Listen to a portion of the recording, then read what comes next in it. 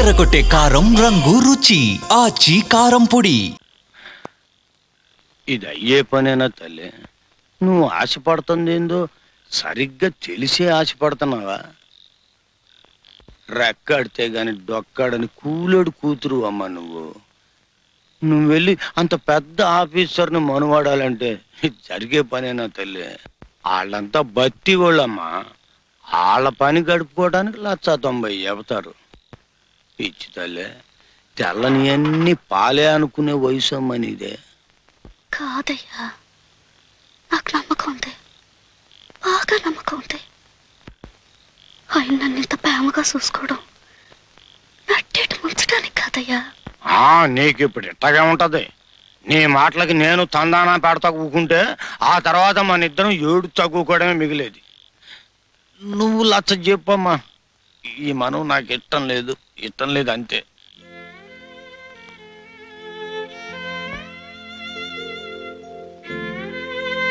అయ్యా, నీకు ఇష్టం లేకపోతే ఈ మనం నాకు వద్దులే, కానీ ఇంకో మనం మాట పడక నాకు ఆడేస్తా మగ ఈ జన్మకి. తులసి వాళ్ళ నాన్న పెళ్లి కుప్పుకున్నాడు. నేను చెప్పుకునేందుకు ఎవరున్నారు? ఒక మూర్తి తప్ప. మూర్తి? ఆ ఫోటో నా ఫ్రెండ్. లెటర్ రాసుండొచ్చు, కానీ అది సరిపోదనిపించింది.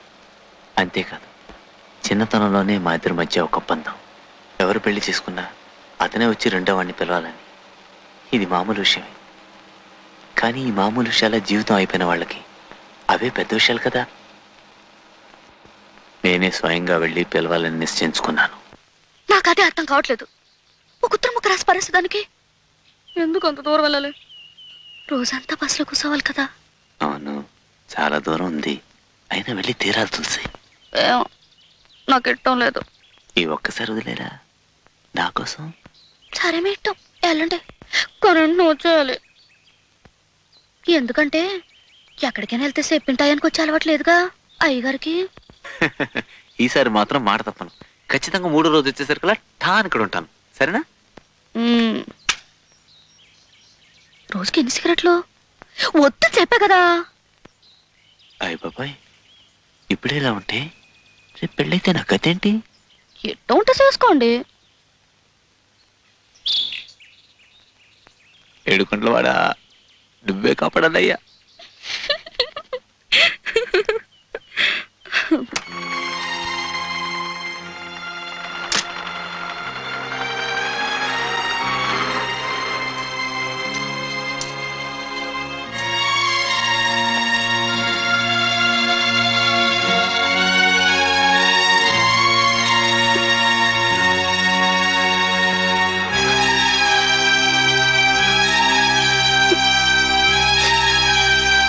ఒక దొంగకు బదులు అమాయకుని తీసుకెళ్లి హింసించడం అన్యాయం కదా.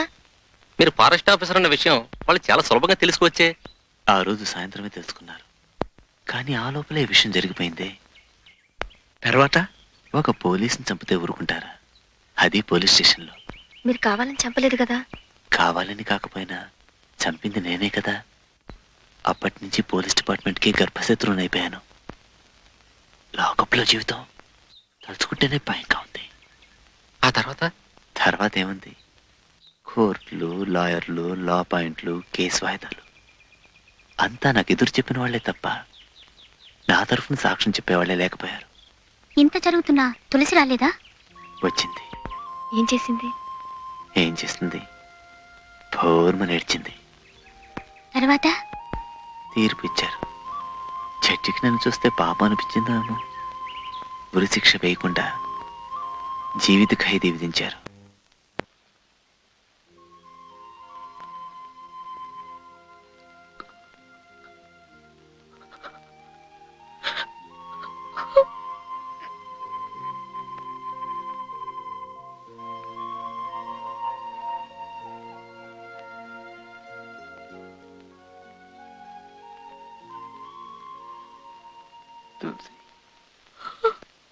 కూర్చో.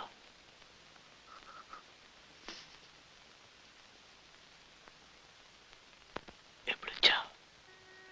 చాలాసేపు అయింది. బయట కాసుకున్నాను. తూర్పు తెల్లారకముందే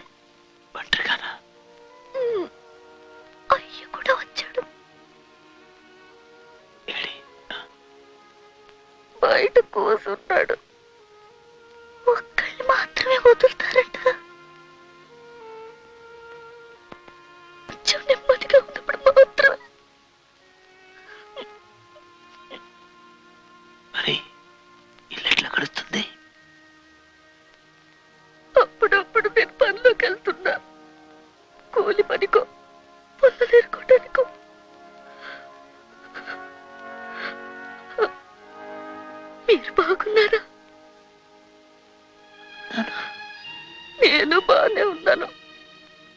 మిమ్మల్ని గురించి తెలుసుకుంటేనే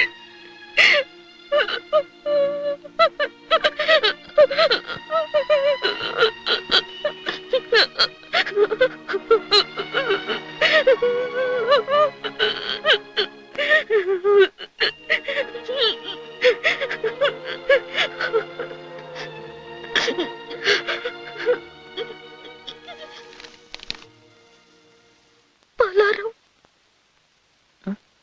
ఇంట్లో చేసింది బాగా తీపిగా ఉంటుంది.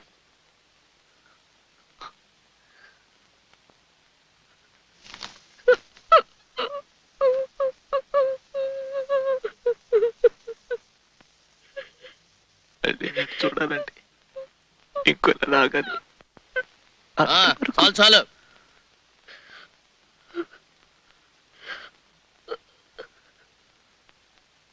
వస్తాను.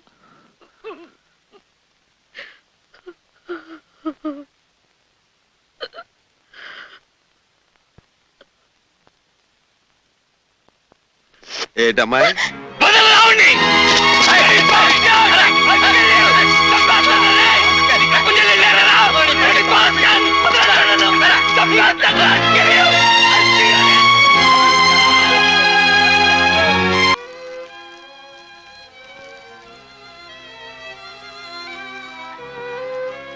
ఏపా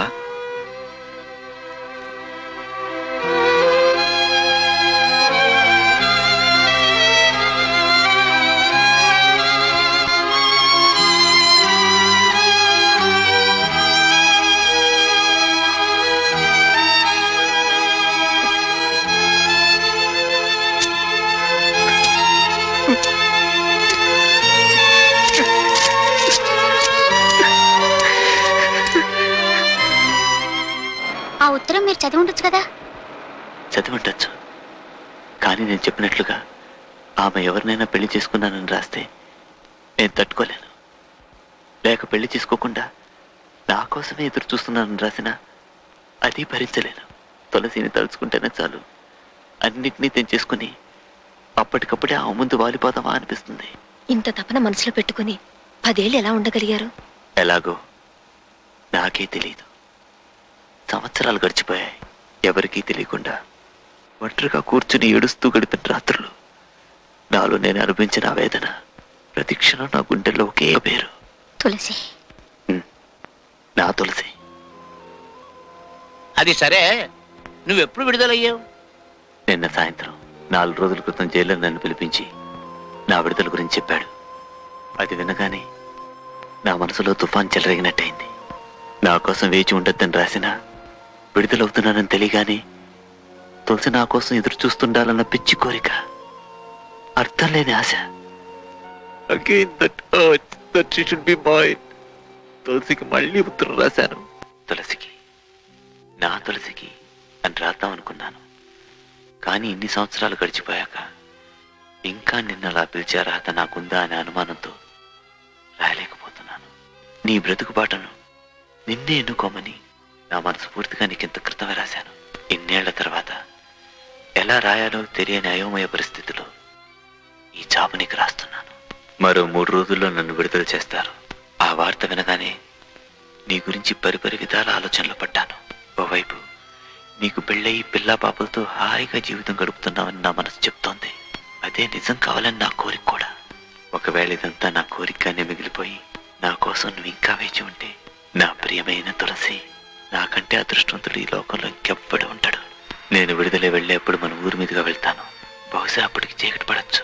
మనం ఎప్పుడూ కలుసుకునే ఆ చెట్టు దగ్గర నువ్వు పూజించే ఆ కృష్ణ విగ్రహం ముందు ఒకే ఒక దీపం వెలిగించి పెట్టు. నువ్వు నా కోసం కాచుకున్నావని అది చూసి నేను గ్రహిస్తాను. వెంటనే నీ దగ్గరికి పరిగెత్తుకుని వస్తాను. మన చెట్టు కింద ఒక దీపం లేకపోతే నీకు పెళ్ళయి భర్తతో సంతోషంగా ఉంటున్నావని అనుకుంటాను. దీర్ఘ సుమంగళిగా పిల్లా పాపలతో నువ్వు జీవితం గడపాలని మనసారా కోరుకుంటూ నేను వెళ్ళిపోతాను. ఇట్లా మురళి. అంటే మీరు ఇప్పుడు తులసి దగ్గరికి పోతున్నారా? ఆ అమ్మాయి ఇంకా మీకోసం వెయిట్ చేస్తుందంటారా?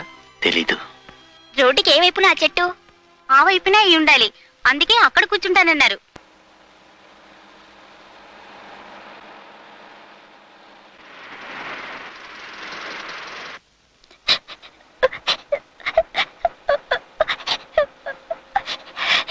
ఏమిటమ్మా? తులసక్క అక్కడ ఉండాలి అని ప్రార్థిస్తున్నావా? అవును.